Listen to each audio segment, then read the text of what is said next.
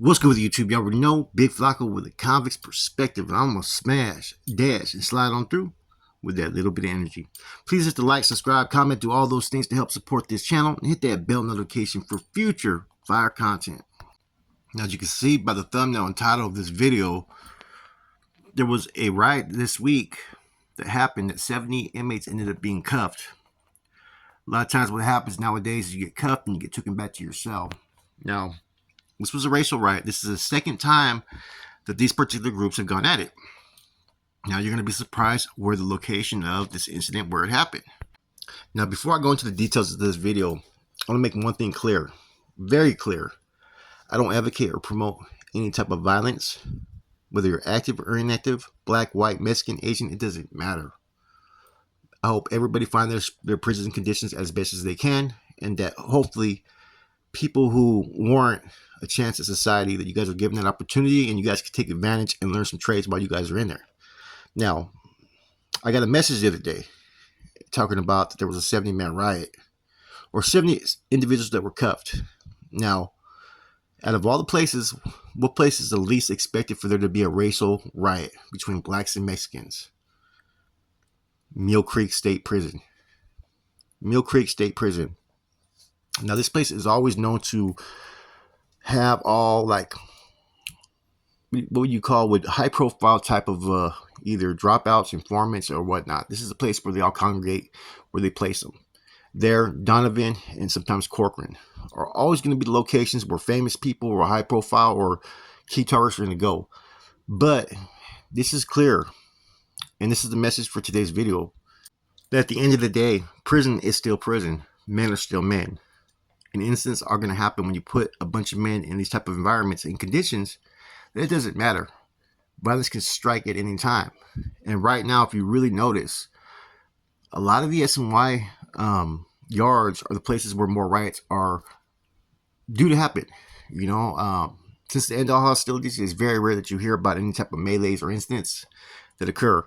Usually they're when they try to integrate the wrong crowds is when the melees do happen. And this story right here kind of shocked me because this isn't the first time that there's been an incident on these yards. This is the second time it's been between blacks and the Mexicans. What particular Mexican groups? I do know the North Daniels were involved, 100%, or former North Daniels.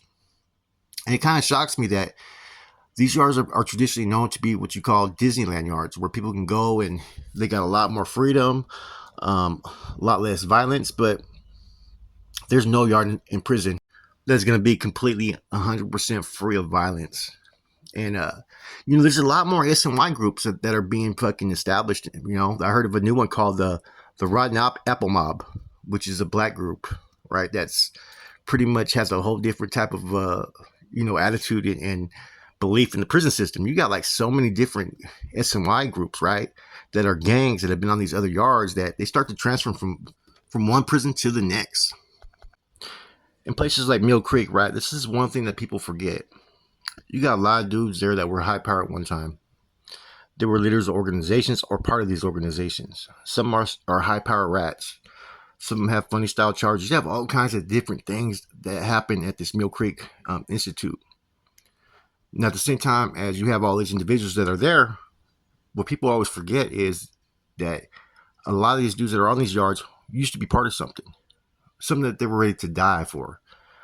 And whenever presented with a situation where a threat or disrespect may be directed towards him, does not mean that some of these men will not react in the same way that they would have 20 years ago just because they're not in good standings with their organization. In order for them to be part of the organization, a lot of times you had to put in that work. You had to show who you were. Therefore, if people think that just because it's a location like Mill Creek, that there's not going to be those that are not going to rise for their respect, or just going to let anybody disrespect them, I think they got their whole view of how they look at people distorted. And see, that's the problem nowadays is you got dudes that I know that are straight fucking hitters, killers, dudes that just will put it down. And because of however they fell off, sometimes people get in their fucking state of mind that this individual is someone that they could just walk all over, smut them up, or do this and do that, when that is not the case. Now, regardless of where you're at, what yard you're on, race will always be a big factor, no matter what. Same thing in the social media platform world, the rap scene, prison, all that. And so a lot of people are still wanting to back up or defend their race regardless of where they're at.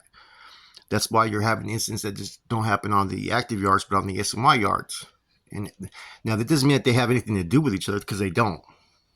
But this is just talking in a grand scheme of things that are happening on each yard. You know, people's mindset is to always be pro their raza, pro their race. Therefore, people are quick to defend themselves, but they're also quick to go at war with other groups. This is a prime example of this incident in Mill Creek.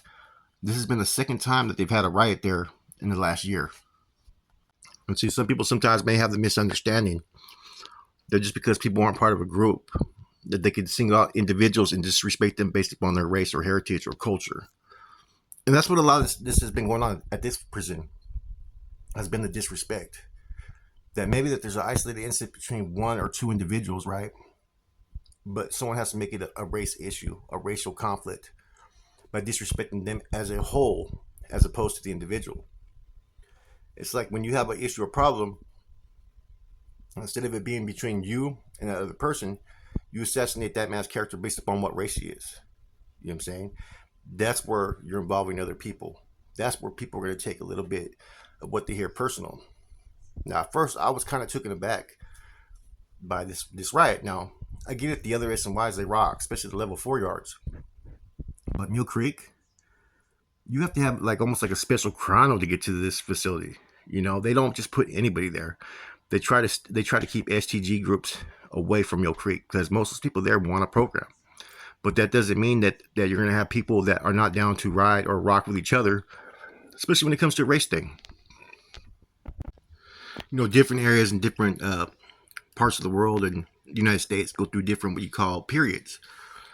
I think right now, if you really notice all the YouTube channels, the rap channels, what's going on the active, inactive side of prison, we're going through a period. We're not going through a period about gangs and pushing that line. We're going through a period that brings us into racial division right now.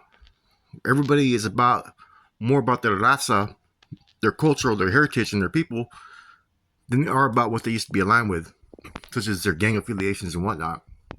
If you really take a step back and watch all these channels, you know, black channels, Mexican channels, you know, Norteño channels, Sudano channels, everything is starting to be based upon incidents that have to do with race over and over again, man. So I've been reflecting and looking at a couple things, and that's one thing that I've noticed, that, you know, when we talk about these incidents that are happening in prison, it's no longer talking about North and South, but black and brown, black and white, white and brown, not Norteño versus white or Crip versus Sureños. No, it's been racially motivated incidents.